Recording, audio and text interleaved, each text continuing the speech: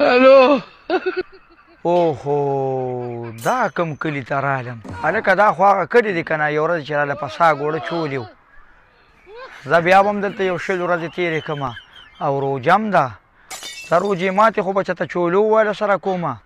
خو چې دې پېشمنې نه راله غم وکړي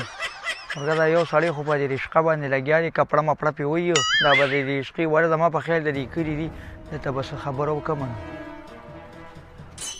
السلام علیکم. وعلیکم سلام. میلمه په خیر علي؟ حاجي صاحب ښې ها زه خو ستاسو دې کلي کې میلمه یم که نه لکه را بل ځای نه راغلی یم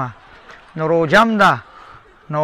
ما وې که لږ ځای دې راکړه که نه او لږ د پېشمني بندوبست یې راله وکړو ښه به وي روژه به خیر دې بل چېرته ماتومه خو ما یې که دې کورونو ته دې لږ دغه ووایي که نه چې د پېشمني راله لږ روکاږي که نه نو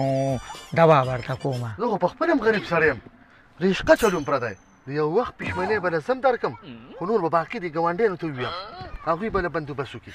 زه الله دې خوشحاله کړه حاجي صاحب کامیاب شي. راځه چې دا جومات کوټه کې دې کښېنم راځه دوا به درته کوم حاجي صاحب خدای دې خوشحاله کړه. اوهو دا خو ډېر زیات ناوخته شو که نه روجې بندولو ته 15 منټه پاتې شو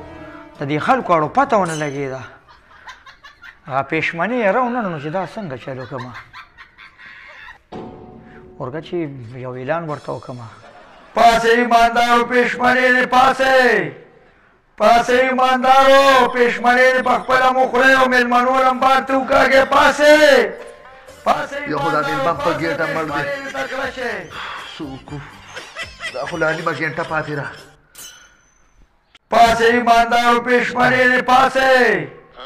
پاسې ایماندارو پېشمنې دې په خپله مو خورئ او مېلمه دا هغه مېلمه دی که نه پریشانان خو د روټۍ نمبر زما دی خو زه یاره چې ابولیس یې خپل کار به کوي. یاره دې خلکو خو ډېر زیات ناوخته که بس پرېږدی منه دا خو ورګه یو اعلان مو پسې کومه چې اوس په ټولو زه نه اوس خوبونه پیدا رامومه. ایماندارو دا پېشمني راوړی که نه راوړی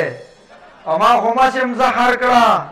ورګه چې د اذان درته وکړمه چې په تاسې م زهر کړم خدای م بیخ او بنیاد وباسه شیطان دله په خپو زور کوي پاسې نه